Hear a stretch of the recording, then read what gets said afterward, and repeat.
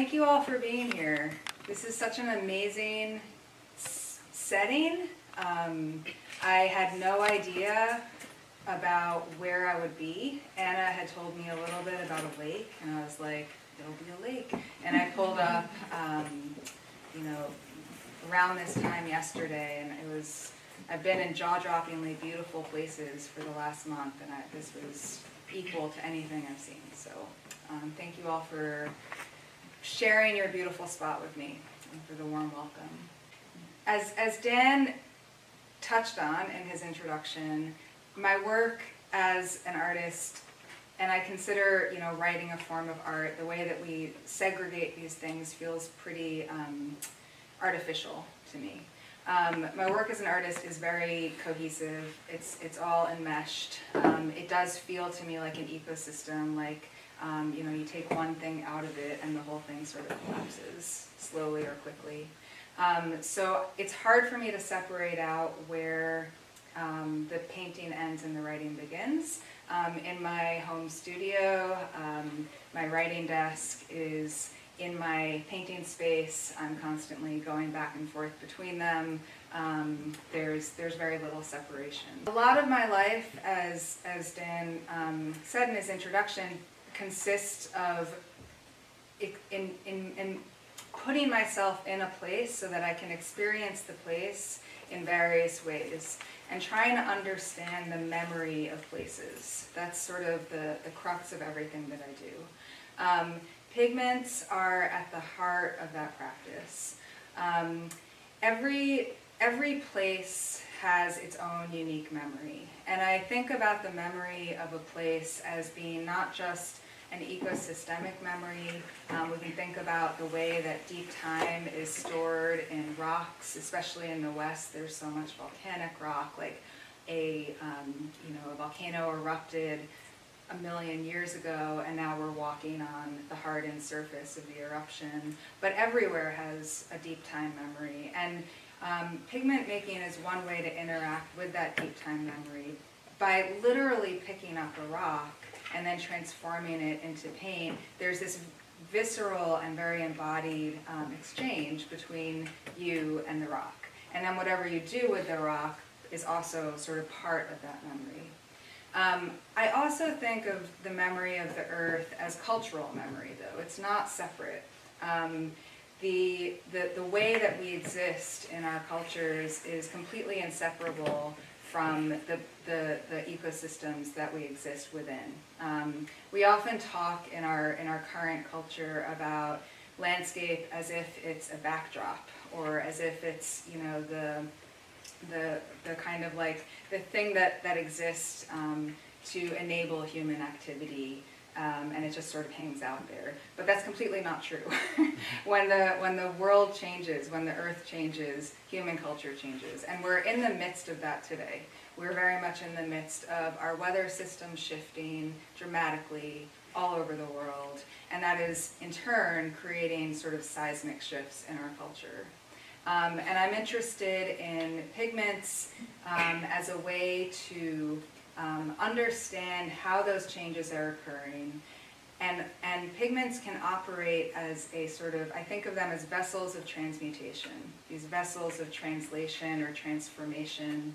And what I mean by that, if you attend the workshop on Saturday, you'll see this for yourself. It's very obvious when you're witnessing it with your eyes and with your body. But what I mean by that is that when we take a flower, for example, there's a process that we need to put it through to make it into a pigment. And that process involves some dramatic chemistry in which we need to shift that flower pigment into something that can be stable and be made into paint. And what happens in that process is wonder for everyone. I've never once ever taught a pigment workshop in which even the most hardened, super cool person isn't just shifted into absolute wonder by what occurs in the process of turning a rock or a flower to a pigment. And that wonder is exactly what I think is sort of missing from our general cultural approach to each other, to our lives, to ourselves. And it's something that, you know, pigment making takes a minute to learn, but then once you learn it, it's quite simple. I also think of this vessel of transmutation as a way to grieve. And this word grief often brings up ideas of sadness, anxiety, pain of various sorts. And while that's all true, despair, sadness, anger, this is all part of grief. I really think that we are in a moment in which we are all, like, we're in a cultural moment of grieving. Whether or not there's grief occurring in your life personally, we're in a cultural moment of grieving. We are out of the kind of lockdown portion of a global pandemic, but we're not out of a pandemic. That pandemic had massive consequences for all of our lives. We're very much still within a moment of climate grief and ecological grief. We are in what scientists are referring to as the sixth extinction, which is a nice little title for something that is remarkably painful once you stop and think about it. In my lifetime, and my lifetime sort of corresponds to the beginning of these massive extinctions, most of the world's species that we know of have been extinguished. And when I say extinguished, I mean they've suffered and starved and died. So I'm not here to restate things that are going to be horrible to hear, because we all know this. If you have your eyes open and your ears open and you even look for a moment at the world around you, it's so potently obvious how much our world is changing and how much we're losing and how much has been lost and how much we stand to lose. And if we're not feeling grief in response to that, we're not allowing ourselves to feel it. But the thing about grief that I've learned, and my work as an artist, I mean, I've been an artist for my entire life, but my work as an artist kind of began around, I would say, I really sort of went deep into it around 2010. And that's when I started going deep into climate science as well. And when I started going deep into that research, I started going deep into climate grief. And the climate grief that I experienced was, at that point, that wasn't even a word that most people knew. About 3 or 4 years ago, that began to shift and people started to know the word, and I didn't need to explain what it meant, which is great, because now we're starting to talk about it. But at that time, I didn't even understand what was going on. I just knew that I was terrified and hopeless and could not figure out how to go about my day-to-day activities. And what brought me out of that was art making. And what I mean by out isn't beyond, it means deeper in. And when you go deeper into grief, what you end up with on the other side is love. And that's not my discovery. That's something that human cultures have known for a very, very long time. And it's at the heart of so much of our art making, so much of our spiritual practices, so much of anything that goes deep into the human experience. Because at the core of the human experience is grief. It's not a scary thing, it's an essential thing. We're all within it. We're all going to be changed by it. So I think a lot of what my art is trying to do is actually bring us closer to that grief. Bring us closer to that grief so that we can feel it and turn it into something else. Again, that vessel of transmutation, to create a safe space to feel it so that we can make something from it that isn't more heartbreak, more anger, more rage, more hopelessness, more apathy, all of these things that occur when we don't go into it, when we don't decide to feel it, when we don't take that risk and really experience the world deeply. But this painting that you see behind me is made from pigments that I gathered from a former concentration camp outside of Krakow, Poland. And this is really recent. So this was in June and July of this year. And I had been to that area the year before, and I learned a little bit about it, but I hadn't gone to this specific camp, and I hadn't interacted with it. If you've never been to Europe, you might not know that most of the former concentration camps in Europe are preserved as such. They will never not be concentration camps. They are essentially like standing memorials to what occurred. And there's very good reason for that, obviously. It's, you know, it's a way to never allow that, you know, what occurred there to be forgotten. And some of them are sort of museums, some of them are sort of open air, you can just sort of wander in. But this concentration camp outside of Krakow is unique in that it was sort of overlooked as a site of preservation for various reasons having to do with like bureaucratic mismanagement, essentially.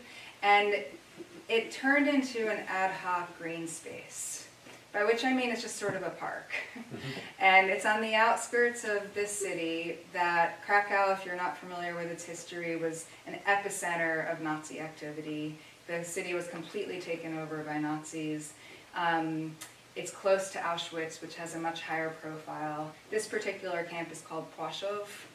You probably haven't heard of it because it's not really even mentioned as such, even by Poles, even by people who live in Krakow. But that's what it is. It's a former concentration camp where people were murdered. Many Poles were murdered there. Many Jews were murdered there. Many queer people were murdered there. It's a horrible place. It's also, what I discovered in going there, it's a beautiful place. It's an urban green space. It's a space that has sort of been left to its own devices, and it's burgeoning with life. There's tons of wildflowers. There's tons of urban wildlife. There's tons of beautiful trees. There's open fields. There's, you know, there's trails to walk on, and it's Krakow, like most of Poland, is very compressed, and there isn't a ton of urban green space within the city, so people really cherish this spot. It's an important place for them to walk, to have a picnic, to teach kids to ride a bike, and that's all really essential for our mental health, for our community health. And also, the complication is that all of these things are happening on the site of former massacre. So it's a very complicated spot. It's a very contentious spot. It also has, I have a personal connection to this spot in that all four of my grandparents survived Nazi concentration camps and forced labor camps. I don't know for sure, but the path that Romanian and Hungarian Jews took, or were taken on, it was not by choice, it's quite likely that both of my grandfathers were probably in Płaszów, potentially both of my grandmothers as well. I can't know for sure because they're no longer with us. But I have a direct connection to that site, if not that specific site, the sites around there. And so I was deeply curious about these multiple coexisting qualities of this place and this place's memory. And I was deeply curious about how to interact with this place in a way that honors its current status as a very, necessary green space for the community, that honors the plants and animals and birds and trees that live there, that honors its history as a place that was a limestone mine. We get more and more complicated the more we look into this place. That honors its history as a concentration camp and a forced labor camp where horrible atrocities were committed. That honors my intergenerational memory of that place. And I'm going to talk for a moment about the idea of intergenerational memory and what Marianne Hirsch, who is a scholar, calls post-memory.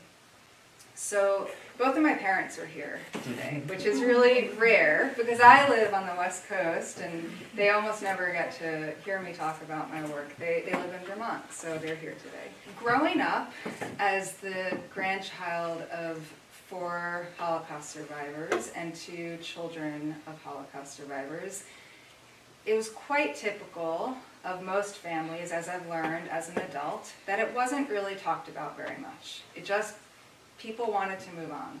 Completely understandable. People wanted to live their lives and move on and not relive the atrocities. It's not that it was never talked about, but it certainly wasn't something that was brought up around the dinner table very often. Understandable. But these memories don't really go anywhere. That's the thing about memory. It doesn't go away. If you pick up a rock, for instance, and try to understand with chemistry or geology or both what happened to that rock, you can trace that rock back to the stars, right? We can read memory of the earth back to the stars. And our bodies are nothing but earth. And our psyches and our emotions are nothing but earth. It's just air and water and earth and fire, all of it, everything. So our bodies and our emotions and our sense of self is the same as a rock. And you can trace these memories back as far as you can trace them. So my own sense of memory is very oddly connected in a way that's uncanny and impossible to explain to these places that up until a little over a year ago I had never even been. I had never even been to the place where my grandparents lived. I had never been to Auschwitz. I had never been to Krakow. I had never been to Płaszów. And yet I had a sense of those places in my body. I had a sense of those places and what occurred there that I couldn't get rid of. And I have a background in science as well as art. I'm a fairly skeptical person. I prioritize rationality. And I couldn't explain this to myself, but I also couldn't get rid of it. There's been science that's come out in the last few years that's looked at epigenetics. I don't know if any of you are familiar with that, but basically the way that genomes are shifted by things that happened generations ago. There's also been research in psychology that sort of looks at the ways that memories can be passed down from 2 generations, so that the memories of my grandmother could transfer to me. I certainly, the science is new and it's not finalized in any way, but it helped me understand some of the things that I was experiencing that I couldn't otherwise explain to myself. Marianne Hirsch is a scholar who was sort of early to this field of thinking about intergenerational memory, or what she calls post-memory. And I'm just going to read her definition of it. She says, post-memory describes the relationship that the generation after bears to the personal, collective, and cultural trauma of those who came before, to experiences they remember only by means of the stories, images, and behaviors among which they grew up. But these experiences were transmitted to them so deeply and affectively through the emotions as to seem to constitute memories in their own right. So it feels like a memory, even though you didn't live it, basically. Rhea Tajiri writes in their book, History and Memory, there was this place they knew about. I had never been there, yet I had a memory for it. And that kind of sums it up. That's what I was experiencing, and that's what drew me to this place. And my intention in going to this place was the absolute opposite of reliving the trauma or re-traumatizing viewers or dredging up the horrors that occurred in order to sort of bring them into our current moment and make them horrible again. I don't think that's what we need. Culturally, I don't think that's what we need personally. My intention was to go there and discover ways to use these vessels of transmutation, these pigments, these poems, these paintings, to translate that grief, transmute that grief into love. The pigments sort of did it for me, honestly. What I found there was predominantly wildflowers to make pigments from. The main rock that you find there is limestone. And the wildflowers, also known as weeds, by the way, they're just weeds, no one planted these, that I found. I'll just pass this around. these are the colors that came from this place of trauma, this place of grief and horror. They are full of yellows, as you can see. Yellow is also the color that Jews were forced to wear to identify themselves as Jews. There's also some really beautiful purples in there. There's a lot of greens. However, you know, we all have subjective relationships to color, but when I look at these colors, I see like rebirth and gentleness and liveliness and potential. There's like pale pinks in there. The flowers, the wildflowers, the weeds that I found are, I think not coincidentally, very healing plants. And what I mean by that is that they're medicinal plants.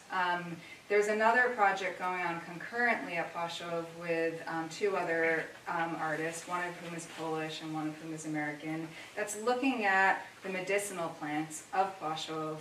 And the question that they're posing with their work is, you know, if I take this yarrow, for example, which is a very healing plant that's growing there, and I turn it into a tincture, and I offer you this tincture of yarrow, which is an anti-inflammatory plant, it's great for circulation, it's great for healing wounds, would you take that tincture? Like, would you put that in your body? Would you think of it as medicine, or would you think of it as something else? It's a complicated question, it's an open question. And the pigments have the same qualities, right? Pigments and medicines actually have a very interesting history. They're pretty close to each other in terms of how they've been regarded historically. The word for pigments, a historical word for pigments, is pharmakon, P-H-A-R-M-A-K-O-N, Greek word. And this word has been translated, I'm going to read a long list of words that it's been translated to.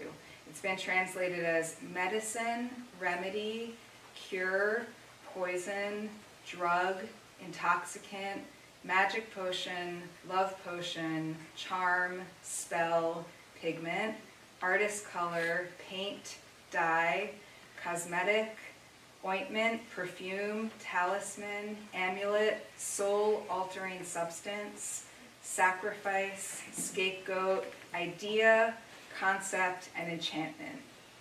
It's quite a list, right? And that list spans everything from like idea and concept to you know, poison to cure. And somewhere inside of that is artist color or pigment or dye.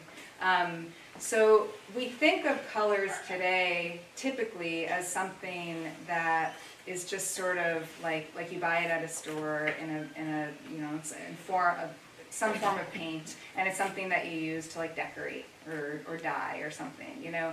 But historically, colors were thought of as soul-altering substances. They were thought of as medicine. They were thought of as intoxicants. They were thought of as drugs. And once you start looking at how colors actually operate and how they've been regarded culturally since the Industrial Revolution, they're extremely unstable. Everything about color is extremely unstable. One of the reasons galleries have such specific lighting is so that we can like see the colors in a very particular way. But if I took that painting with that brilliant, gorgeous carmine red and I put it outside, we'd see it really differently. If I took that painting and brought it to the lake and held it up to some reflected light off the water, we'd see it really differently. And on top of that, each of us have slightly or very different receptors in our eyes, so we see the color differently subjectively. So there's nothing the least bit stable about color at all. And it has a quality of transition in and of itself. It has that transmutational quality in and of itself, which is one of the reasons I'm so drawn to color and always have been. I didn't understand any of that when I started working with natural pigments. I just thought it was cool and interesting. And then I got deeper and deeper and started to think about how this was very, very close to poetry.